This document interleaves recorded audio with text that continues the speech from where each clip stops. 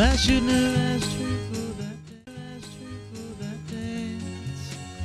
Hey folks, Just passing through in 1992, she seems so lonely by in herself. October, I recorded Waiting for Mr. Someone. this country and western album called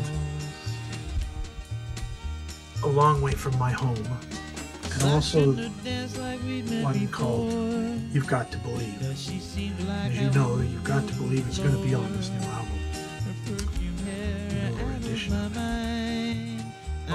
But the point I was trying to make here was, prior to me putting those albums out, in March of '92, I put out an album called On the Open Range.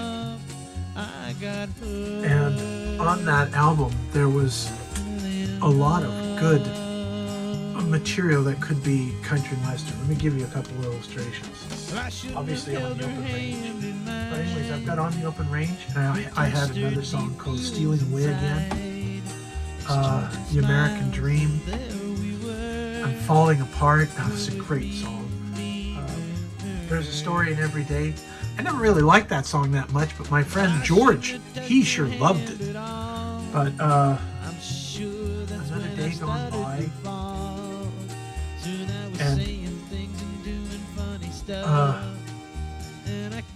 The Contract, or a Gunfighter song.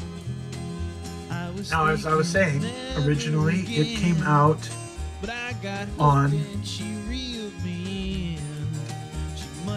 the Open Range, and then a couple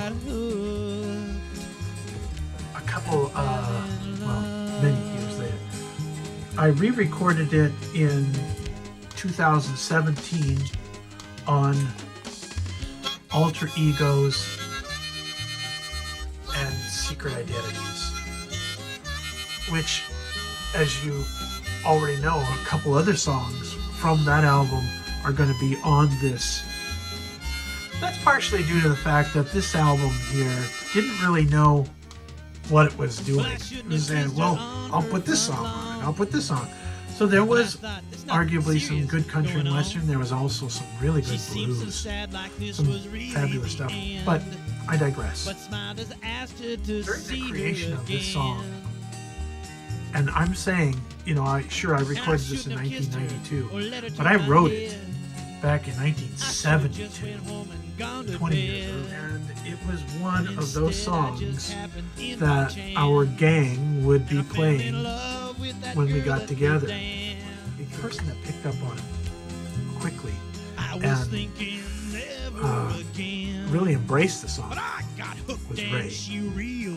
Ray loved this song. He saw the story in it. He saw the story of the gunfighter coming into town, and he liked it so much that he actually wrote another verse to go with this song.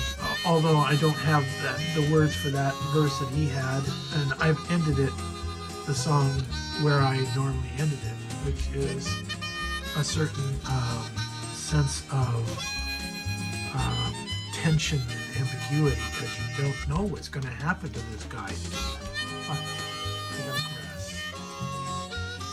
As I was mentioning, Ray really embraced this song, and because he embraced it, he elevated it in my esteem to a great extent, and he felt like it was one of my best songs that I'd written. It's because of Ray that I felt like this would really be a great addition to this album. Not only is it country and western, but it's a western story that needed to be told, or something. Here's another story for this particular song. I originally got the idea of this song when I was reading, and I don't remember which one it was. You guys know who Louis L'Amour is? Probably not I'm saying that correctly, but he's a person that wrote a lot of westerns, and he did a really good job. There's been a lot of movies taken from his stories. Maybe it was Zane Grey that I'm thinking of. No, I think it was Louis L'Amour. And it was a story about a gunfighter, only he added a lot more personal touches to it that made it a lot more palatable. But that was where I got the idea for this. And the cowboy that I thought could really do this song a lot of justice would be Willie Nelson. I know Lord Baldwin loves doing this song, don't get me wrong, but this song transcends because it talks about a man that doesn't really want to be a gunfighter. He doesn't really want to be targeted everywhere he goes. And it doesn't matter that he's riding away from this territory and maybe riding into another state. Eventually his reputation catches up with him. Or her. And so he knows he's getting older and he just wants to be left alone. He wants to, but in his life, the contract that we're dealing with is the fact that he killed a lot of men, and because of the people that he killed, it gave him this reputation, and it also put a target on him that could never be taken off. So he's always running for his life, trying to avoid Boot Hill.